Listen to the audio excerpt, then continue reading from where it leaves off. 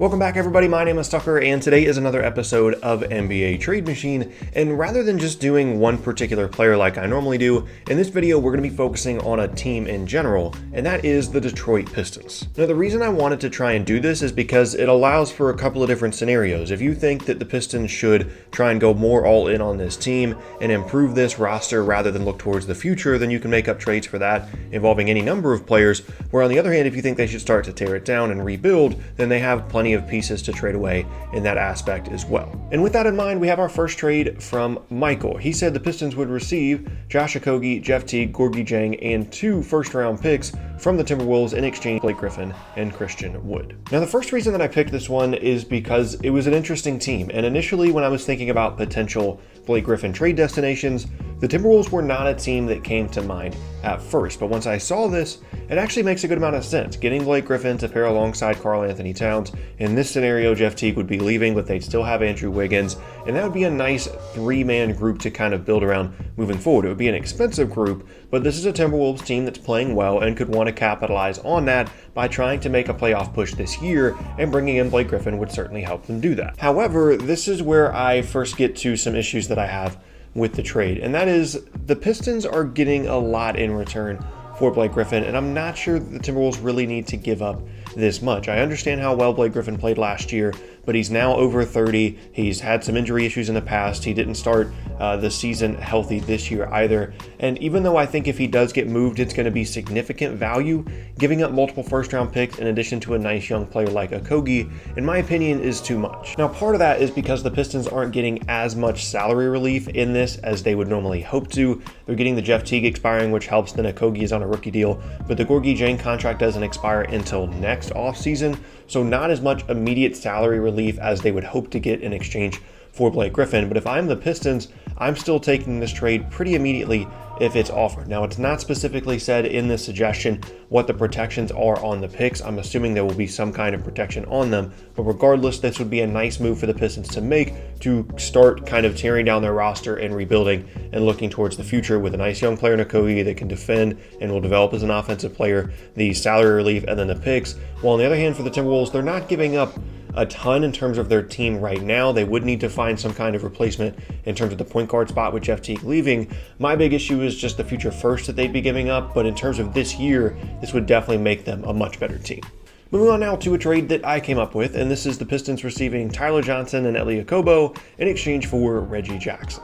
Now, this is kind of a weird one, right? Because you're coming into this video thinking it's going to involve all these big name players and all these big name teams, but not every trade has to be a superstar trade. Sometimes teams just improve along the margins, and I think this is what would be happening here for Phoenix. And for Detroit, I'll get to them later, but specifically for the Suns, their point guard depth is a bit of an issue at the moment. Ricky Rubio has been really good for them, but behind that, they really don't have a ton in terms of veteran, good quality point guard depth. And even though I'm not a huge Reggie Jackson guy, if you're bringing him off the bench, I think he could be really good for this Suns team. That means that in second units, Devin Booker can continue to play off the ball as well as on the ball at times. But right now, when Rubio's not on the floor, Booker has to do a lot of the on-ball playmaking stuff. And again, just having another playmaker in Reggie Jackson would be nice, in addition to shoring up their backup point guard spot. And they're really not giving up very much here. Tyler Johnson is a big expiring contract, just like Reggie Jackson is, so you're not really losing anything there on either side. And then the Suns are also giving up Okobo, who I understand some people have high hopes for, but it just doesn't really look like he is going to develop all that well in Phoenix at the moment. And so attaching him to Tyler Johnson as just a little bit more incentive for the Pistons to make this deal to improve their guard rotation and potentially push for the playoffs this year makes sense to me. On the other hand, for the Pistons, the expiring contract stuff, like I said, just kind of washes out. And this is basically just about giving up a slightly better player in Jackson in exchange for a slightly worse one in Johnson, while getting a future player that could potentially be something down the road in Okobo. So like I said, I understand that this isn't the most high-profile trade in the world, but not every trade has to be like that.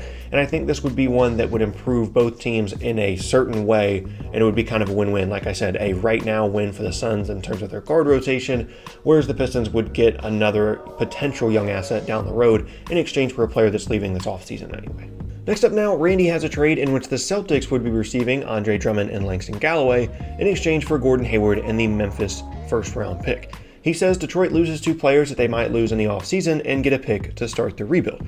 Boston lose a pick that doesn't fit their timeline and gets a solid center that can be signed to a team-friendly deal due to his probable lack of a market to fit with the core that they already have. Okay, so this is one of a handful of Pistons-Celtics trades that involved either Blake Griffin or Andre Drummond, and almost all of them involved a Gordon Hayward swap because that's really the only way that the salaries could work. And I'm still going to go over this trade, but I want to emphasize that I really doubt that the Celtics are going to trade Gordon Hayward this year. He was playing a lot better at the beginning of the season. He's been out with injury, and he is just really connected to this franchise based off the injury stuff as well as his connection with Brad Stevens from his college days. I understand that it's still a business and they want to improve their team where they can, but I wouldn't just automatically throw him into these trades just because he's the only salary that really works, because I think they are relatively committed to keeping him, especially based off how well he was playing in the beginning of the season. However, having said that, I can understand the logic here of the Celtics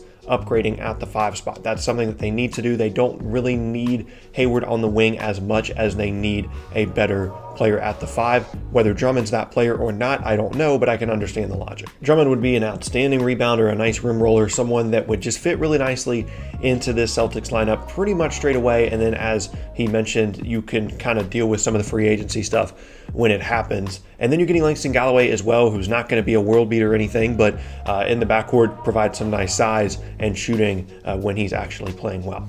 But here's my problems. I already talked about the Gordon Hayward stuff. My other issue with this is the Memphis pick being traded by the Celtics, because it's possible that ends up just being like the 10th through 15th pick or something next year, because they're probably not getting it this year if it lands in the top 6. I get all that stuff, but I'm just not convinced that Andre Drummond is a guy that you're giving up potential lottery picks for, and especially given that I'm not sure that he's really the greatest fit either at the 5 spot in terms of what the Celtics need. The Celtics need a rim protector, a really good defensive big, and Drummond is solid there, but he's not going to be great defensively, and it's really just about rebounding and offensive rebounds and putbacks and things like that. And then there's some other negatives as well with Drummond. So I'm not sure that he's the guy for the Celtics, and I already talked about the fact that I don't think they're going to be trading away Gordon Hayward. So if I'm the Celtics, I'm saying no to this deal. If I'm the Pistons, I'm probably taking it, because you're getting like the expiring, which is the equivalent of Drummond, and then you're getting the pick as well, which I think is really good value for Andre Drummond at this point on the trade market. So that's just kind of where I stand on this trade, but I appreciate you sending it in. Next up is a trade that I came up with, and it is Hassan Whiteside, Mario Hezonja, and a first-round pick going to the Pistons in exchange for Blake Griffin. For the Trailblazers, this is a package that you're going to continue to see thrown around in Trade Machine videos, whether it's Kent Bazemore or Hassan Whiteside. They have 2 gigantic expiring contracts to potentially bring in players like Blake Griffin and like Kevin Love and things like that. Now, for me, again, this is kind of on the lower end in terms of value in exchange for Blake Griffin, where you're getting the expiring contract of Whiteside. Hezonja is basically just there to make the salaries work, and then you're getting the first-round pick as well. And that might not seem like a ton, but the immediate salary cap relief of the Hassan Whiteside expiring contract is a huge deal in a Blake Griffin trade. Now, if you want to, you could potentially do like Whiteside plus Collins plus a pick. To me, that's too much, but if that's something you want to do, then that's completely fine. And so the on-court stuff is pretty obvious here. The Trailblazers aren't playing well. They want to go a little bit more all in with this roster. They need more scoring, specifically in the front court. Blake gives them that. He was an all-NBA caliber player last year. Then you've got your 3 guys. You've got Dame, you've got CJ, you've got Blake. Moving forward, those are your 3, and that's a really good big 3, especially in a championship chase that is relatively wide open. However, Portland is just not playing well enough right now for this move to be justified, in my opinion. This is kind of a down the road thing. If we get closer to the All-Star break and they're at like 500, this could be a trade I could see them making, because they want to cash in on the Whiteside expiring while they have it. And I also want to reiterate that this pick is going to be protected in some way, whether it's lottery protected or top 10 protected or whatever. So for Portland, this is kind of a wait and see, have this trade in your back pocket type deal. And if you start to play better, then you make this move. For Detroit, I think it's relatively good value in terms of the immediate salary relief as well as the pick. I'm not saying that Blake Griffin is going to have a ton of value at this point, nor is Andre Drummond, even though a lot of teams are wanting to upgrade their rosters, specifically in the front court, with the league being relatively wide open. I'm just not sure that, given Griffin's age and injury history and Drummond's kind of, stat stuffing, but maybe not helping you a ton to win stuff with their games, I'm just not sure that they're going to be getting like multiple first-round picks and a quality young player for these guys. So for me, I'm saying yes to this if I'm Portland, and if I'm Detroit, I'm also probably saying yes as well, but I can understand if you want to get a little bit more value if you're a Pistons fan and put like Zach Collins in there instead of Hezonja. That's completely fair. And last up, Matt says that the Pistons would receive Zaire Smith, Mike Scott, and a second-round pick in exchange for Derrick Rose. He says, as a Sixers fan, trading Mike Scott hurts, but the Sixers need another guard off the bench who can hit threes. They rank dead last in three-point attempts, and if the Pistons decide it's time for a rebuild, D. Rose will want to be traded to a contender.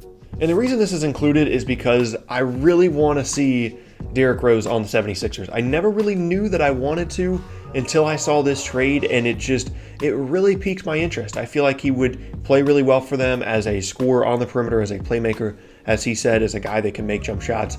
And this would be not only a really good fit, but just a really interesting fit. And Derrick Rose would be on a contending team again. And it would just be really fun to see. In terms of compensation, Zaire Smith and Mike Scott are two good players. Mike Scott doesn't help the Pistons a ton because he's more of like a veteran guy that you trade for when you're pushing for a championship. But the Zaire Smith thing, he could end up being really good. I know the Sixers were really high on him at the time that he was drafted. And so that could be potentially good value for the Pistons in exchange for Derrick Rose. Like I said, I just think this would be a really cool thing to see Derrick Rose on the 76ers. And they're really not giving up that much either. Like I said, with Smith with the second round pick, I understand how much Sixers fans love Mike Scott, him being in the front court, him being able to hit jump shots. But I think this would be a worthwhile move to try and shake it up a little bit. They've already got a ton of bigger players that can play in the front court. Consolidating that a little bit to get a good bench backup guard would be really nice for them. But that is going to be the end of today's NBA Trade Machine video, and I thank you all very much for watching. Once again, my name is Tucker. If you missed any of my previous videos, then be sure to check out the boxes on screen. Thanks again, and I'll see you all next time.